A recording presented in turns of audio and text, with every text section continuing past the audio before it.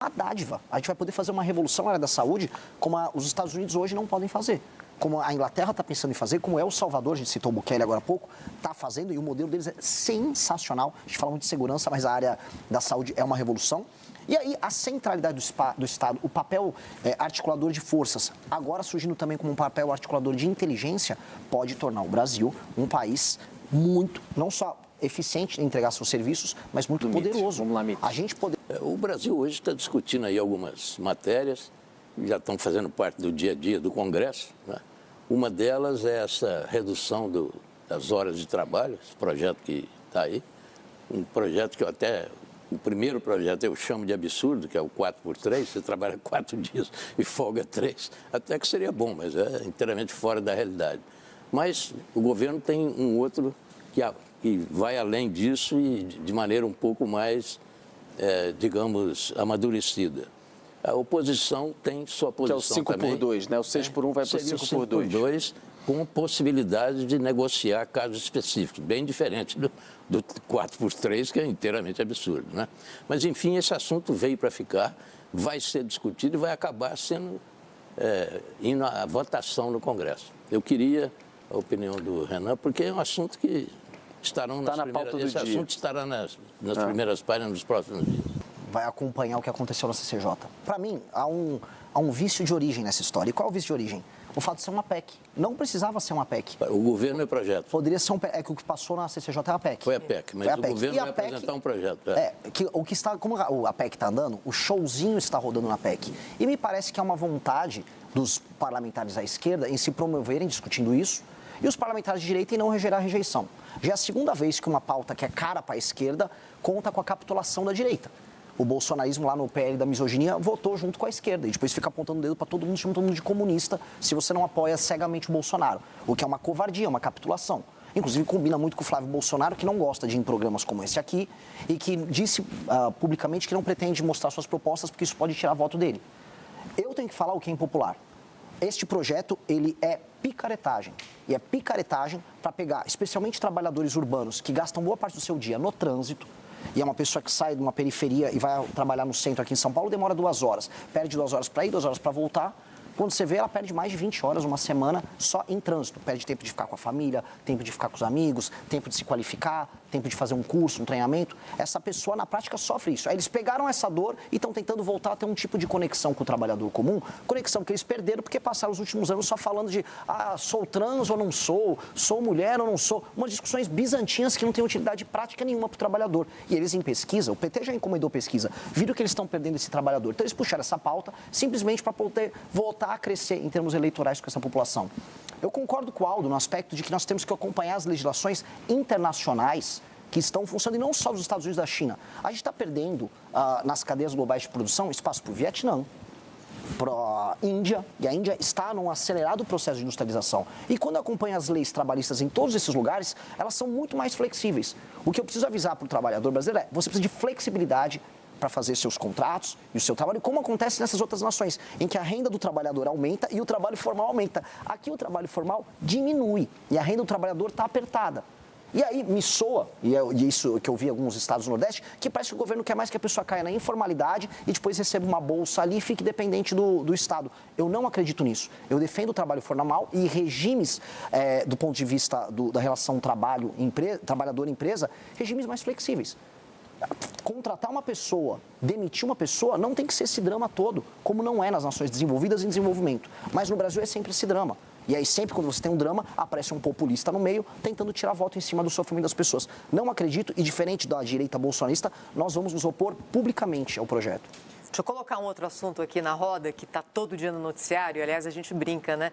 Eu participo do Jornal Gente, na Rádio Bandeirantes, na Band News TV, que há alguns anos não houve edição do jornal em que a sigla STF não tenha sido pronunciada. Mas se eu olhar para trás, há 20, 30 anos, o que se falava do Supremo? Nada, nada. Ninguém sabia, às vezes, nem falar do ministro, isso, né? Nada. Quem compõe, quem gosta do azul, do amarelo. Hoje a gente sabe tudo. Queria ouvir, então, os 2 pré-candidatos aqui no Canal Livre sobre isso. Papel do Supremo, se vocês acham que há hoje algum tipo de disfunção no equilíbrio entre os 3 poderes e caso vocês cheguem à presidência da República, o que é que está na mão do Poder Executivo para resolver um problema, se ele existir, no entender de vocês? Deixa eu começar com o Renan. Bom, a partir de 2012, quando a gente está discutindo embargos infringentes, ali a discussão sobre mensalão, a gente começa a ouvir falar do STF. E hoje, né, estamos em 2026, ano de Copa, a gente sabe os 11 do STF, mas não sabe os 11 que vão estar na seleção brasileira. E, na verdade, o Xandão e o Neymar são os objetos de polêmica nacional. Mas, a real, o Supremo tem que voltar para sua caixinha. E a caixinha é uma caixinha que ele trata de temas abstratos, ligados a discussões sobre constitucionalidade de temas nacionais, e não como última instância de processo. O Supremo brasileiro recebe coisa de 8 mil processos. A Suprema Corte Americana, 50. E eu nem concordo com o modelo da Suprema Corte Americana, que trabalha, às vezes, como, vamos dizer, última instância. Eu acho que o nosso modelo tem que ser de discussões que envolvam, olha, isso aqui é um direito fundamental, não, essa lei que passou, esse direito... É só isso.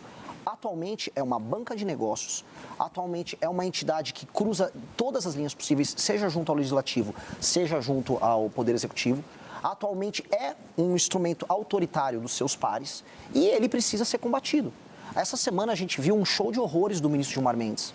E olha, ele é reputado como o ministro mais inteligente ali, estudou na Alemanha, fala alemão. É o decano, é o decano. Tá passando vergonha.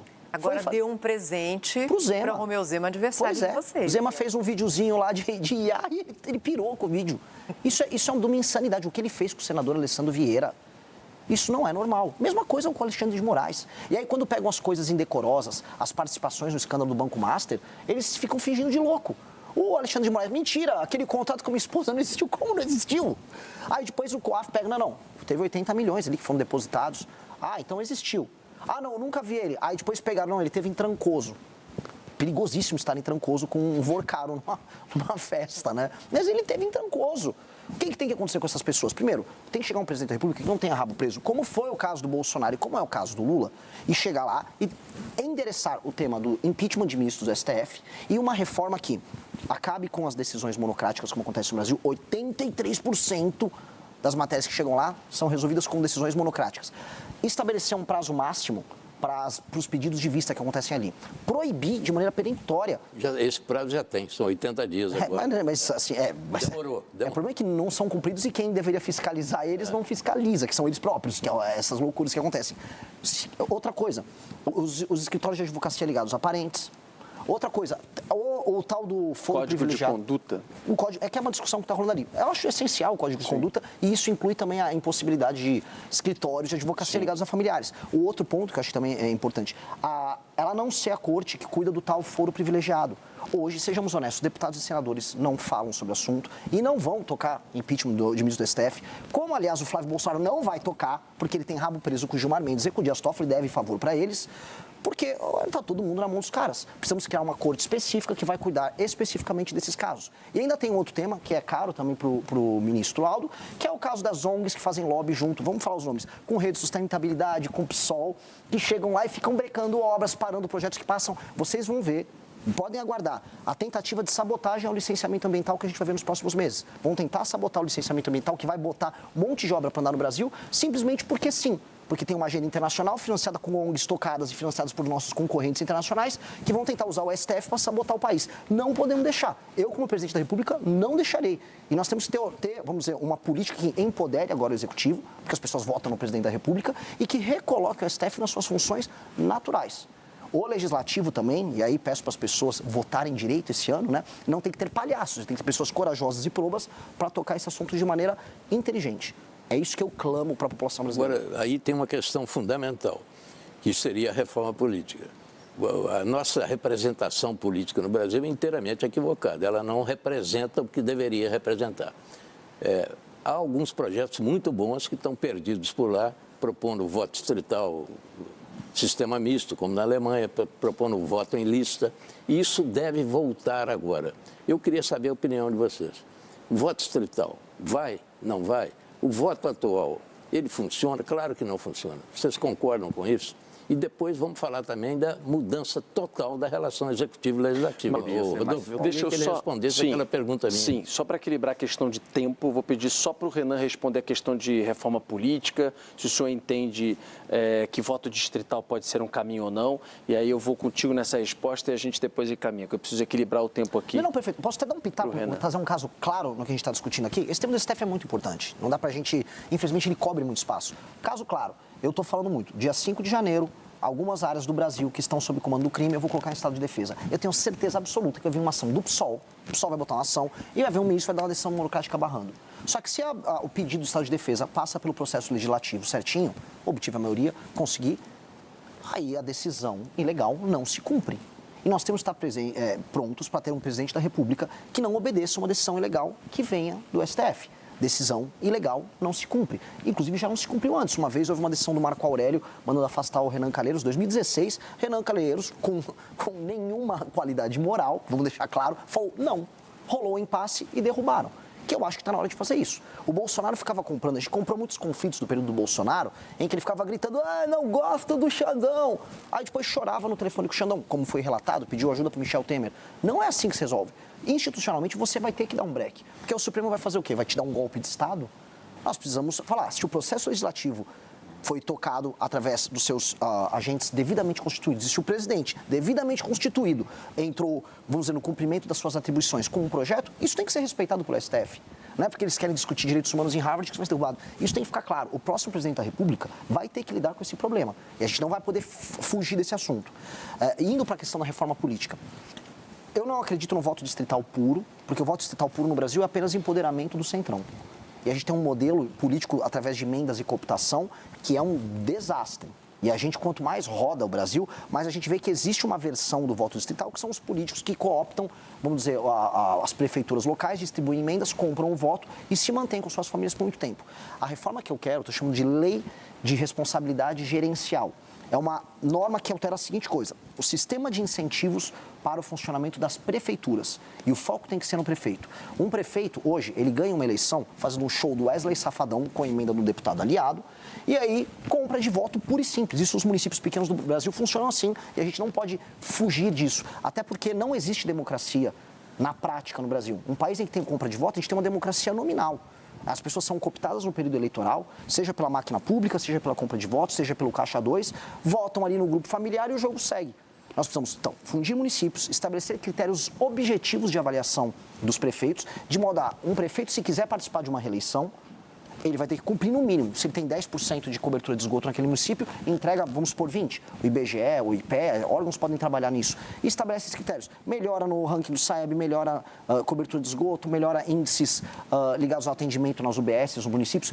Obteve esses índices, participa da reeleição normalmente, pode até fazer seu show do Wesley Safadão. Não obteve esses índices, o prefeito tem que ter uma sanção.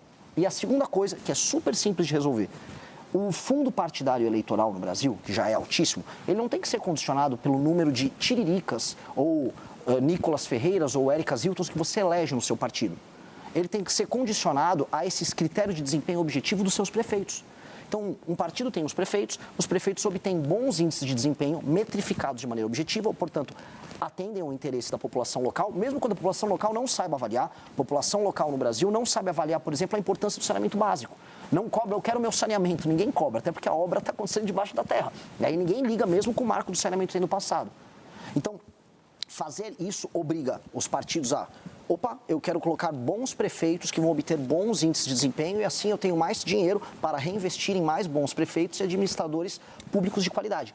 Com esse sistema de incentivo, de um lado, e com a punição para o líder político local e para o partido não poder concorrer à eleição, inclusive ficar inelegível por 8 anos naquele município, aí a gente começa a balancear. A gente estabelece critérios objetivos de avaliação. E isso a gente começa a dimensionar a necessidade das emendas, a função dos deputados federais e a função dos partidos políticos. Porque hoje o partido político é só um nome. Qual a diferença do PSD para o PP, para o União Brasil, para o MDB? Praticamente não serve para nada. A representação popular do jeito que está, se manteria. Lógico, você vota na eleição. Acontece que um prefeito fica 4 anos, Mitre, no município, Sim. pega aquele município com 2% de esgoto, e aí termina com 2% de esgoto, ou água potável, e a população o reelege. Mitre, a população reelege ele porque a população está num nível de pobreza que ela naturalizou o absurdo. E aí esse prefeito não tem nenhuma obrigação em aumentar a atividade econômica naquele município, nenhuma, continua com o pires na mão pedindo dinheiro do fundo de participação dos municípios, o dinheiro chega, ele não faz nada de útil, faz o famoso show do Wesley Safadão, do Natanzinho no município, coloca a turma na prefeitura, coopta a galera, faz caixa 2 com o dinheiro desviado das emendas que estão na casa dos mais de 60 milhões e o jogo segue e ele é reeleito. Quando a gente vai nas pequenas prefeituras dos lugares mais pobres do Brasil, a gente vê isso. Por que é reeleito o prefeito que não melhora nenhum indicador básico? O prefeito, portanto, não está cumprindo seu papel constitucional de atender às demandas da população. E a população não sabe avaliar. A gente vai precisar ajudar a população a avaliar de alguma maneira. E esses critérios objetivos têm que estar presentes nisso. A não ser que a gente aceite as coisas como elas estão. Tudo bem, eu vou ver o Maranhão para sempre, sem rua, sem esgoto e com atividade econômica baixíssima. É isso que a gente quer? A gente chama isso de democracia? Eu não consigo concordar. Então, uma reforma tem que passar por isso. Porque, se não alterar isso, é distrital misto, é distrital puro, é o modelo alemão, é o modelo português com a lista fechada, meio que não vai fazer diferença. Porque o sistema de incentivos vai ser o mesmo. Qual a sua posição sobre as privatizações? A gente está vendo, por exemplo, algumas estatais como Correios, né, apresentando um déficit gigantesco nesses últimos anos. O senhor, caso presidente, manteria essas empresas estatais ou o senhor pensa em privatizações? Produtividade. Renan, privatizações.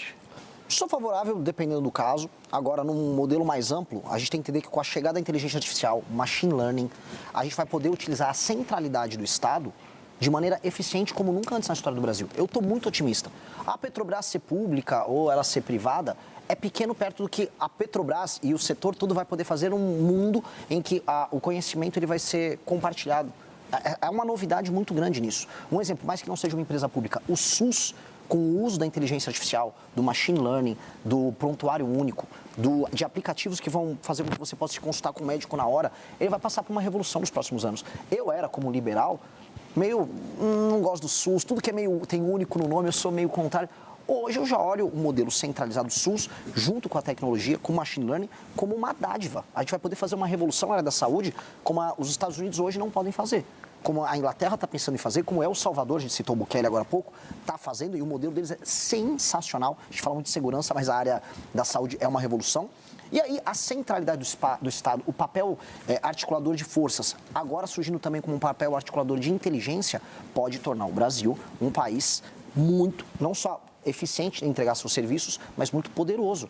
A gente poder usar as terras raras, utilizando o Estado como, por exemplo, um fomentador dessas empresas de tecnologia que vão fazer transferência de tecnologia com empresas americanas e explorando esses recursos, o Estado não passa a ser um inimigo, ele passa a ser um parceiro nessa construção. E eu acho que esse futuro vai ser próximo. A gente precisa finalizar. Renan. Bom, olhando aqui para o nosso espectador, está nessa câmera aqui, está nessa aqui, de maneira clara para o nosso espectador, disseram para você que o seu futuro é viver numa casa com muro, com medo de sair na rua porque pode ter seu celular tomado, tendo um emprego porcaria e assistindo às grandes coisas do mundo acontecerem em outros países. Estados Unidos, Japão, China, Coreia. Você aqui no Brasil é um espectador e no máximo torce para um time de futebol que hoje nem é tão competitivo. Pois bem, o Brasil pode ser glorioso. Você pode viver num país em que o bandido vai ser muito preso ou morto quando precisa. Você pode viver num país em que ganhar dinheiro não será um privilégio, mas será a regra. Você pode viver num país que será uma das 5 nações mais importantes do mundo. Você precisa ter imaginação, sonho e acreditar nas pessoas certas na hora certa. Não fique nessa história de Lula e Bolsonaro. Isso é o passado. O futuro e o presente já estão chegando. E o futuro, meu amigo, é glorioso. Aguardo você nessa aventura. Queria muito agradecer ao Renan Santos, pré-candidato também à presidência da República, pela presença aqui no Canal Livre. Até uma próxima oportunidade. Obrigado, até uma próxima. Agradecer ao Mitre, a Thaís e principalmente a você de casa pela audiência aqui no programa de hoje. Até semana que vem. Bom finzinho aí de domingo, boa semana. Tchau, tchau. Obrigado por assistir, inscreva-se no canal, curta e compartilhe. Até a próxima!